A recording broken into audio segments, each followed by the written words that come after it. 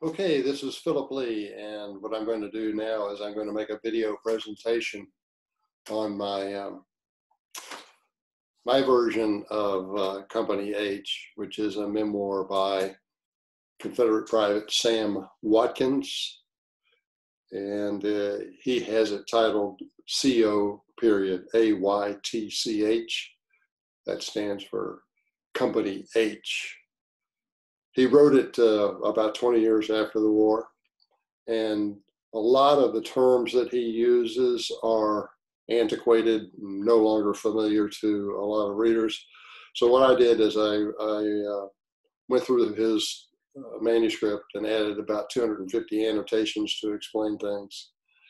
And then I added also some illustrations. So that's what my presentation is going to be about, and we'll go ahead and get started. Margret Mitchell, who authored Gone with the Wind, once said of Confederate Private Sam Watkins, quote, "Perhaps he did not contribute enormously to our store of information about military strategy and campaigns, but he certainly left a record to show what the dryly humorous foot soldier thought about it all. A better book there never was." The chief aim of my annotated and illustrated version of Company Aytch is to add the context that Mrs. Mitchell felt was missing from Sam's 1882 memoir. In contrast, there's really little to be added to the humor, passion, and tragedy of Sam's writings, which at times rise to a standard resembling Mark Twain. Partly that's because Sam is telling a true story, and genuine adventures are often more compelling than fictional ones. As someone once cleverly explained, quote, "It's not an adventure until something goes wrong," close quote. If nothing else, Sam's memoir is a thorough documentation of how routinely war planning goes wrong. Mark Twain first achieved fame 7 months after Lee's surrender at Appomattox with the celebrated Jumping Frog of Calaveras County, a story about a shrewd frontier gambler who tricks a California prospector. The miner owns a pet frog that has outjumped any frog in the county. While the miner is occupied catching a new frog for the gambler to wager against his champion, the gambler feeds the prospector's frog buckshot. When the miner returns, the speculator declares that the freshly caught frog is indeed a suitable contender and places his wager.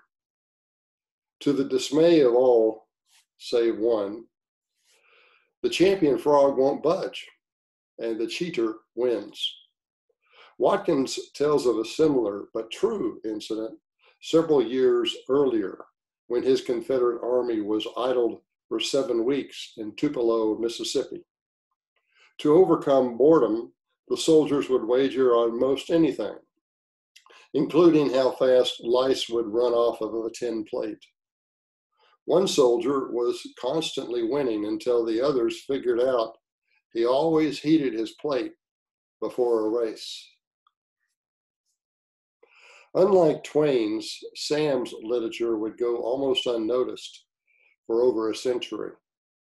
After his memoir was serialized in the Columbia, Tennessee Herald in 1881, 1,500 copies were printed as books. Between the author's death in 1901 and the Civil War centennial in the early 1960s, Company Aytch was seldom reprinted and always in small editions. In 1962, Collier Books opportunistically published it along with 7 other out-of-copyright Civil War books, such as the memoirs of Union General Ulysses Grant and Union General William T. Sherman. However, in the Rick and Ken Burns groundbreaking 1990 public broadcasting documentary, the Civil War, Watkins's memoir was quoted frequently, and as a result, the book has become quite popular. Watkins came from a prosperous family and had some formal education. His memoir includes a number of Latin phrases. There are also multiple references to Shakespeare and Greek mythology, as well as numerous biblical references.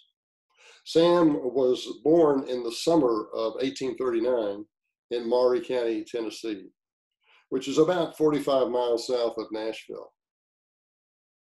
When he was about 22, he enlisted in a company of Confederate soldiers that adopted the name Maury Grays. They were officially designated Company Aytch of the 1st Tennessee Regiment.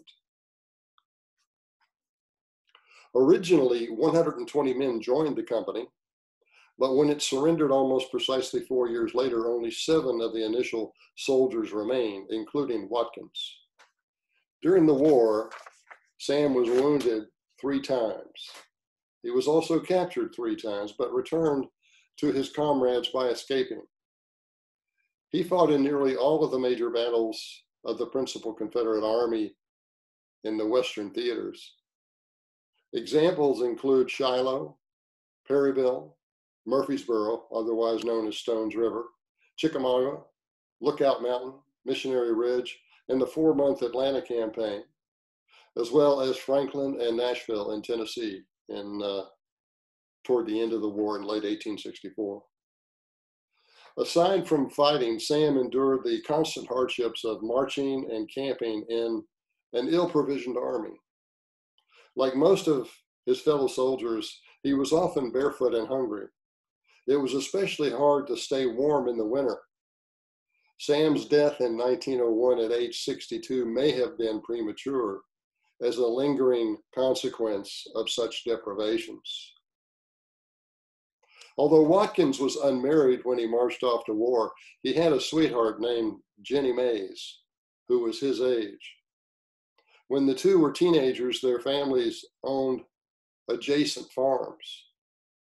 2 of the most touching entries in Company Aytch are a poem and a letter by Jennie, which Sam read, quote, 500 times, close quote. They married shortly after the war, and Sam clerked at his father-in-law's general store. Within a dozen years, they had 7 children, and Sam owned a general store in Columbia, Tennessee. Just before the end of the 1870s, their oldest child died of typhoid, which was thought to have originated from the household's source of potable spring water. Consequently, Sam moved the family to a farm outside of town in 1880, where he started work on his memoirs. The picture on this slide, of course, is what Jennie Mays must have looked like in Sam's imagination, because I could not find a photograph of Jennie Mays on the internet. Eventually, he had 8 children, and the older ones recalled seeing him writing late at night, writing his memoirs late at night and in the early mornings. They remembered he sometimes laughed and sometimes cried, depending upon what he was writing. He continued to write thereafter, with stories appearing in magazines like Confederate Veteran and Southern Bivouac, in addition to articles in local newspapers. Evidently, Watkins shared a simple religious faith with most of the common soldiers. Seemingly crude to a modern reader, it was nonetheless a type that could quickly detect false devotion in others, no matter how elaborately disguised. The Battle of Chickamauga provides one example. One Sunday, shortly before the battle, a distinguished professor was invited to address the troops, a visit Watkins satirized in his memoir. Quote, this is the this is the preacher speaking. Quote, God is an abyss of light, a circle who is everywhere, and his circumference is nowhere. Hell is a dark void. Hell is a dark world made up of spiritual sulfur and other ignited ingredients. And Watkins continues, when the old fellow got this far, I lost further run of his prayer. I don't think anyone understood him but the generals. About this time, we heard the awfulest racket, tearing through the woods toward us, a mad bull, running and knocking down the divine, bringing the services to a close without the doxology. This same brave chaplain rode with us at Chickamauga, exhorting the boys to be brave and aim low. Quote, remember, boys, that he who is killed will sup tonight in paradise, close quote. Presently, the bullets started to smack into nearby trees, and the parson put spurs to his horse and was seen to limber to the rear. And almost every soldier yelled out, quote, the parson isn't hungry and he never eats his supper, close quote. Yet Sam could also tell the poignant side of soldier life.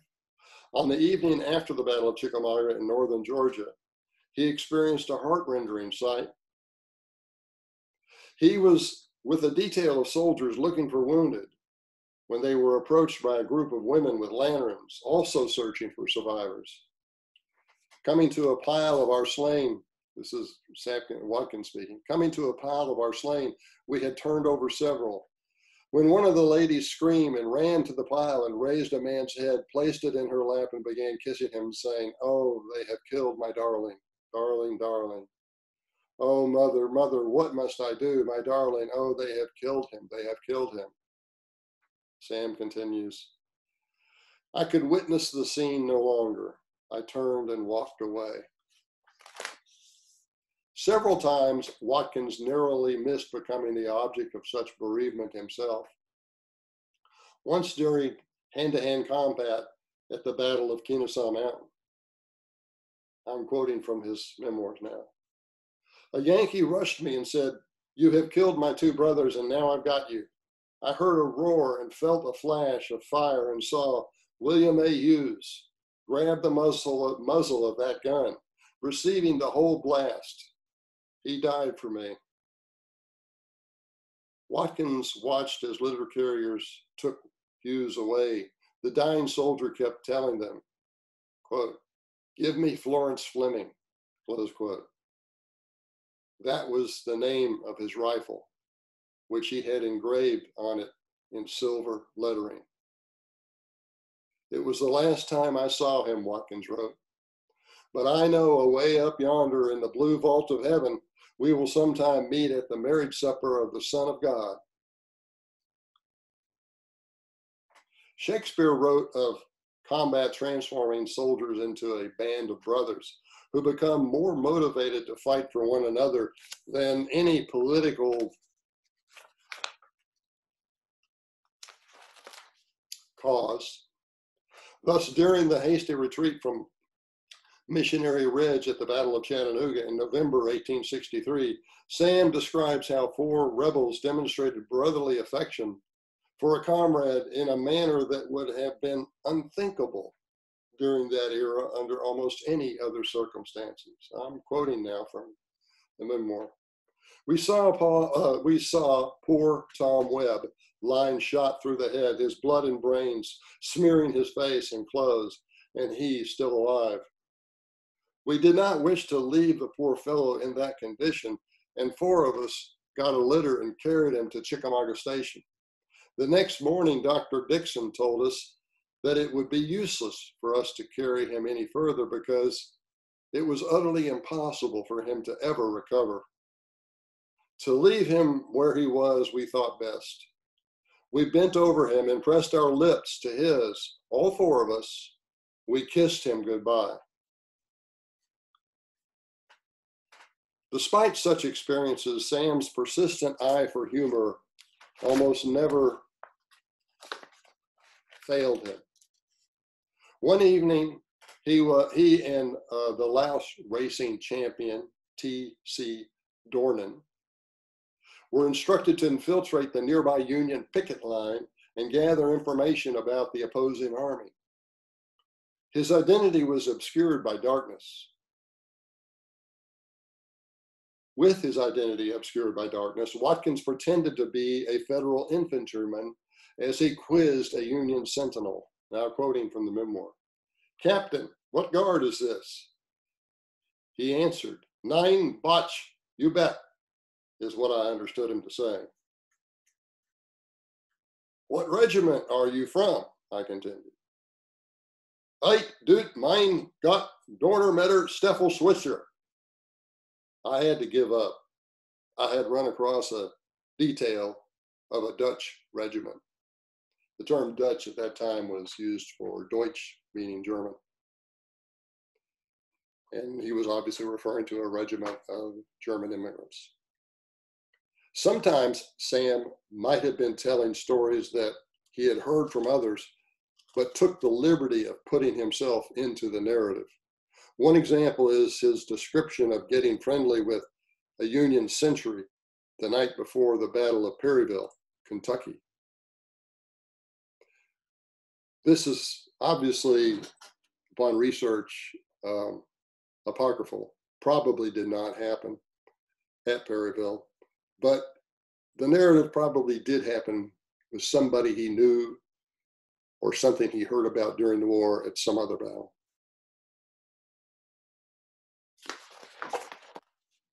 We, and I'm now continuing with the memoir, quoting, "We, the two enemy centuries, got very friendly and made a raid upon a citizen's pantry where we captured a bucket of honey, a pitcher of sweet milk, and 3 or 4 biscuits.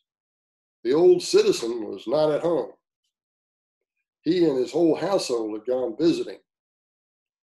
In fact, with the battle pending, I think all of the citizens in Perryville were taken with a sudden notion of promiscuous visiting about this time. At least they were not home to all callers." Conversely, his description of the first Tennessee's regiment's participation in the actual fighting the next day at Perryville, and he was there, is a mixture of confusion and horror that leaves little doubt of its authenticity. "While we were marching through the cornfield, they opened their war dogs upon us. From one end of the line to the other seemed to be a solid sheet of blazing smoke and fire. Here, General Manny's horse was shot. From this moment, the battle was a mortal struggle. 2 lines of battle confronted us. We had killed all of the first line and were charging over the second when their third and main battle line poured their deadly fire upon us. It was death to retreat now. We were soon in hand-to-hand fighting using the butts of our guns and our bayonets. The guns were discharged so rapidly it seems like the earth itself was in a volcanic uproar. The next morning, a wounded comrade asked me if he could lay down, if I would lay down beside him, which I did. When I awoke, the poor fellow was stiff and cold in death." Like other soldiers, Sam was constantly hungry on the march back to Tennessee from Kentucky. Since the enemy did not pursue them aggressively, the soldiers could purchase goods from farmers who offered items for sale along the side of the road.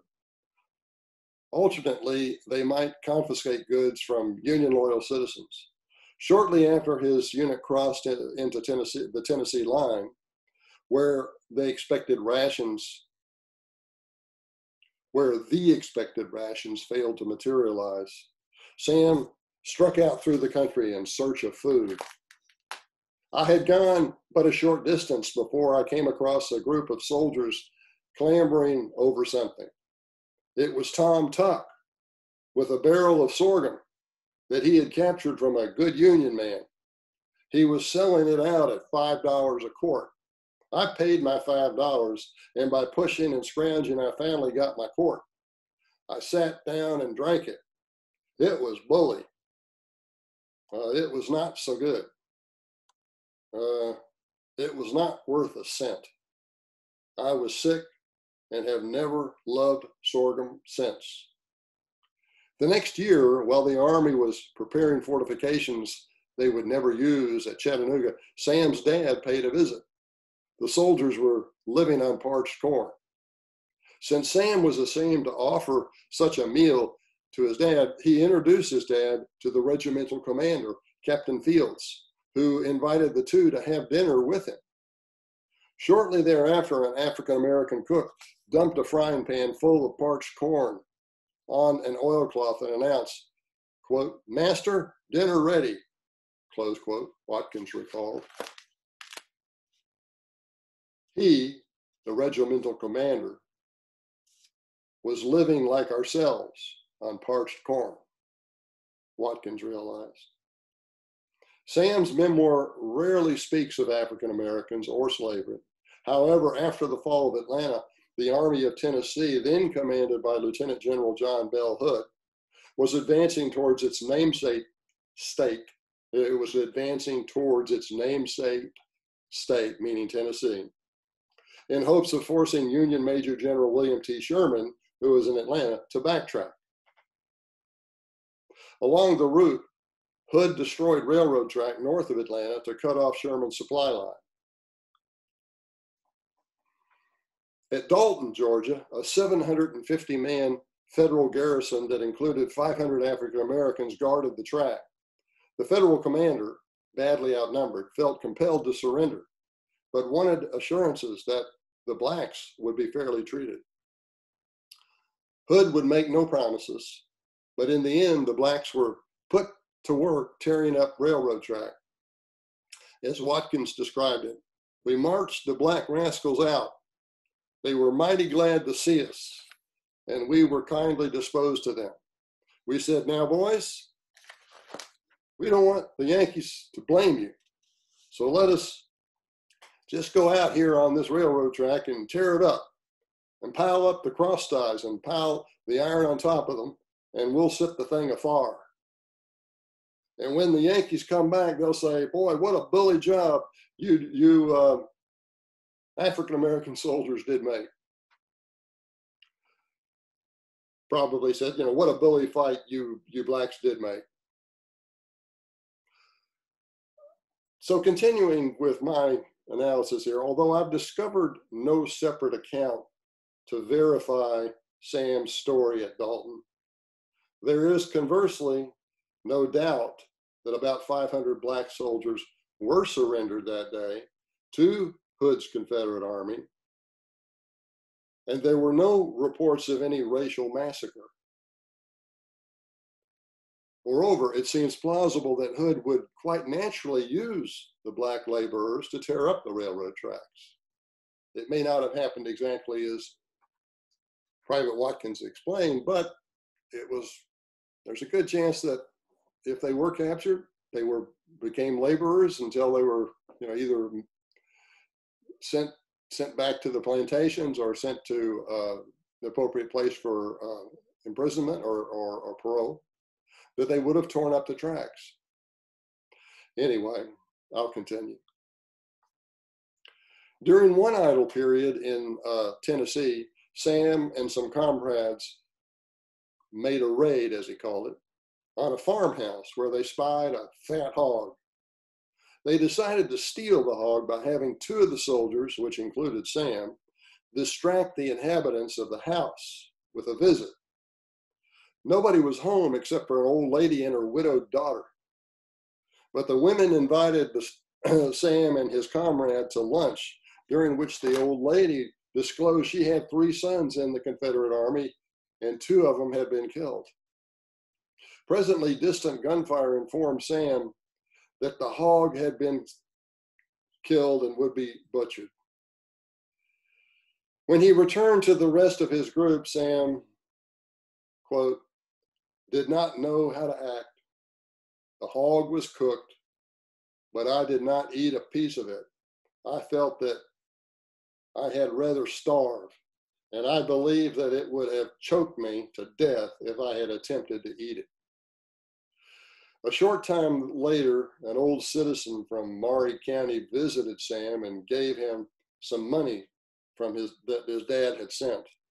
"After getting the money," said Sam, "I could not rest. I took some back to the old lady and said, 'Madam, some soldiers were here a short time ago and took your hog. I wish to pay you for it. I would much rather have the hog. Madam, that is an impossibility. Your hog is ate up. The old lady's eyes filled with tears. She said that she was perfectly willing to give the soldiers everything she had if she thought it had done us any good. She would not charge anything for it. Well, madam, here is $100, new issue, Confederate bill. I laid the money on the table and left. I have never in my life made another raid upon anybody else. So I'll conclude. After years of study, I am not familiar with any Civil War personality more worthy of respect for his commitment to his band of brothers. I think Barry Benson of the 1st South Carolina Regiment is another example, but that I only recently read that. But I'm going to say his commitment to his band of brothers and the civilians who depended on him. Nobody did more than Sam Watkins. Company Aytch is one of the finest military memoirs I think I've ever read. I can say that without doubt. I don't know if it was one of the best ever written because I haven't written them all or read them all, but the ones I've read is one of the best. I would put Barry Benson's memoir in there as well. But as far as Company Aytch is concerned, both general readers and historians can enjoy Sam's story. A better book, as Margret Mitchell claimed, there never was. And so here in the last slide, I kind of show you humorously Sam's band of brothers. Thank you for listening, and I hope you enjoyed the presentation. You can buy, my name is Philip Lee, last name spelled Leigh.